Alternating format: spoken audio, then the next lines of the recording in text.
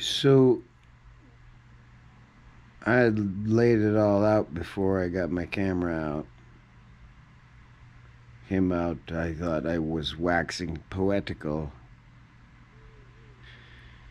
But I feel the point is worth trying to express again, and that is that I think there's a lot of struggle because some people can see that something is very askew. It's not quite, it's just like, you know, it's like when you're building something, you're putting this thing together and you go, whatever it is you're building, and you're just like, well, that's not gonna quite mesh up with how, so I kind of screwed up, right? So you're pulling the nails back out or whatever the fuck. You know, hopefully you didn't glue it. But anyway, you know, people have been tripping out on me because I've been calling everybody this, like, incessantly, because I'm having a depressive breakdown, you know, feeling, thinking strange thoughts. Because I was recommended by my doctor that it would be unwise for me to go to work in the situation. This is way in the beginning with there wasn't any PPE. I was the first guy to wear a mask and stuff at the place, and everybody's walking around like they don't give a shit. And I was like, this is crazy. And they're looking at me like, what's wrong with this dude being all paranoid and whatever. And I was like, you know, man, I had a really, really horrible experience from black mold that almost killed me. I could not. The simple way to put it is I could not breathe. And there was all the air in the world all around me, but I was drowning. It was just like drowning. I couldn't, there was just no air.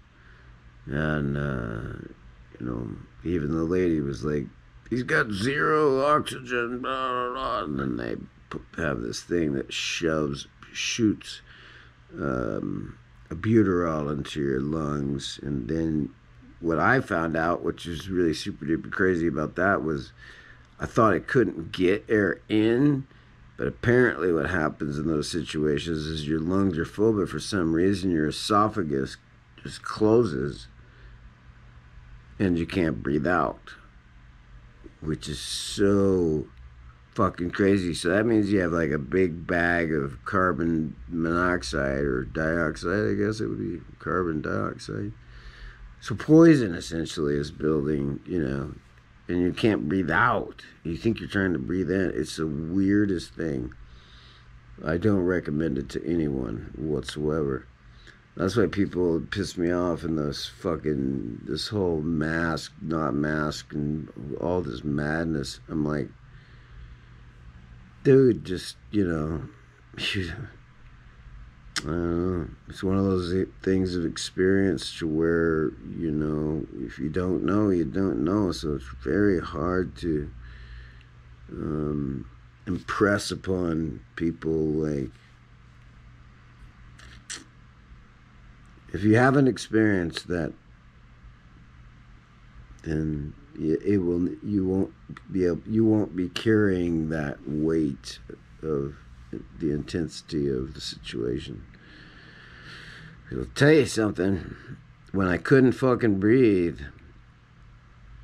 I was crawling on the floor, and I had gone through a few nights. I kept just trying to fight it. I was like, I don't want to go to the hospital. I hate going to the hospital for anything.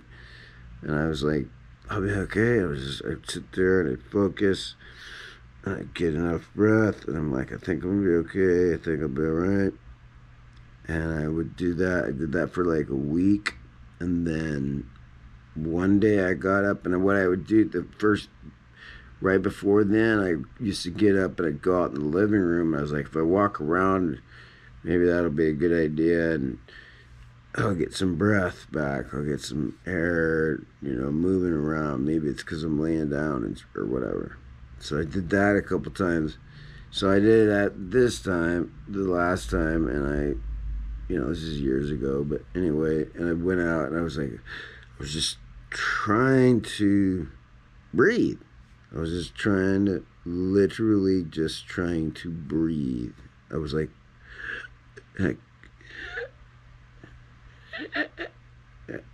and it just got tighter and tighter, and I wasn't trying to feed into it because I know how to, I'm smart enough to know that if you get all psychosomatic with it, you can make it 1,000 times worse than what it is. So I'm just like trying to take it at its bare minimum. I'm like, okay, I can handle this.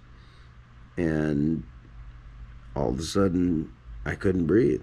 I literally just couldn't fucking breathe, which is the weirdest thing ever. Like, there's air everywhere. Everywhere around you, there's air. That's why I always say it was like I was drowning in air because it was everywhere. I was just like, and I couldn't take the bounty of all this simple thing that we're so accustomed to having. It was unavailable to me. It was crazy, man. So I started crawling. I crawled across our floor. I crawled out the door. She's screaming on the phone. You can't breathe, blah, blah. And I'm crawling because I was going towards our steps, up towards the sidewalk, because I was thinking that I would get to the rescue people quicker. I mean, that's what my brain was doing. It was like, crawl, try to, get to someone that can give you air. And the funny thing is that, so I'm crawling out halfway down the stairs, and then they're like, you need to come back inside. So they pull me back inside. And, but the thing I always say is like, don't fuck around, man, because, honestly, if someone would have handed me a gun or anything that would be instant death, a bomb, I don't care, whatever, something to stop what I was going through, I would not even no question whatsoever. Like, literally just be like, hey man, that looks really fucking terrible. And they're like, here. And I'd be like, fucking fuck this. Bam. I was trying to get out of my body. I was like, this thing is fucked up, It is not working well. So, these are just things that maybe people should learn about. Because when it happens to you, maybe you'll have heard a story and it might help you on your getting through it, because you still can be alive like this motherfucker who's died 4, 5 times or whatever. It just keeps on trucking. But there's ways to navigate it, I would say. I don't even know why I just said that, actually. It sucks. So, yeah, don't be in a position where you don't live around black mold, for sure. Because, yeah, not being able to breathe when you have all the air in the world around you is the weirdest. It's so strange. It's a very odd experience. Yeah. It would be like being in a swimming pool and then suddenly all the water went away and you're just like flopping around on concrete. Oh, what the fuck is this? But yeah, so that's that story. I have a lot more. I got stories for where my scars come from, where my tattoos come from, where my this human being is from. And I think I'm just going to tell them to you because